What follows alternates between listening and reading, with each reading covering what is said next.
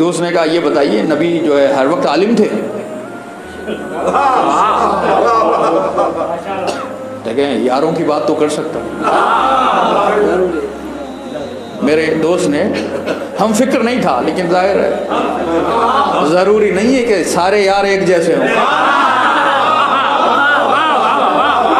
وعدوں سننے والے فارسی میں یار دوست کو کہا جاتا ہے، صاحب فارسی دان تشریف فرما۔ ضروری نہیں ہے کہنے لگا سرکار قبلہ ایک بڑا مسئلہ ہے، کچھ لوگ کہتے ہیں ایسا ہے، کچھ کہتے ہیں ویسا ہے، یہ بتائیے نبی ہر وقت نبی تھے؟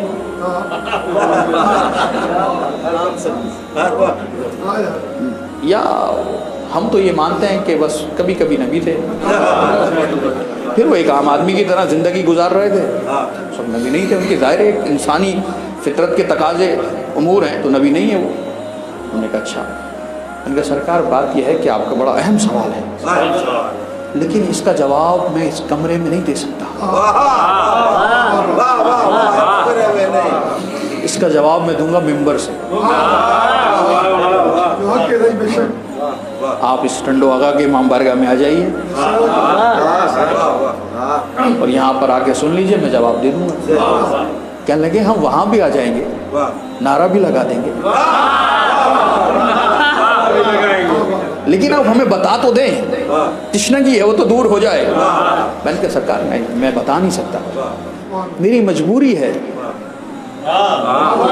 میری مجبوری ہے، میں آپ کو جواب نہیں دے سکتا۔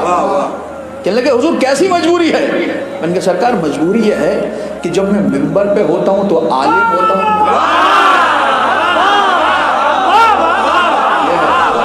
یہ ٹنڈو آغا شکر گزار ہوں۔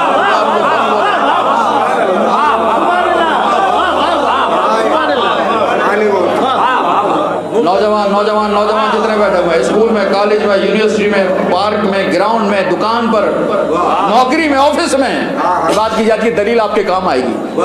کہا میری مجبوری ہے، میں جب ممبر پہ بیٹھتا ہوں تو عالم، جیسے نیچے اترتا ہوں سب ڈیلیٹ ہو جاتا ہے،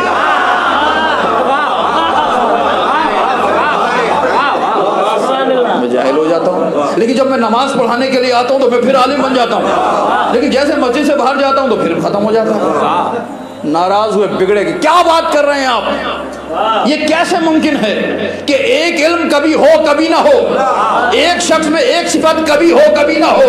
اگر علم ہے تو سوئے گا تب بھی عالم ہے، جاگے گا تب بھی عالم ہے، آئے گا تب بھی عالم ہے، جائے گا تب بھی عالم ہے، ممبر پہ ہو تب بھی عالم ہے، گھر پہ ہو تب بھی عالم ہے۔ میں نے کہا پھر فیصلہ خود کر لو، جب مجھ جیسے ناقص کے لیے یہ نظریہ رکھتے ہو کہ ہر وقت عالم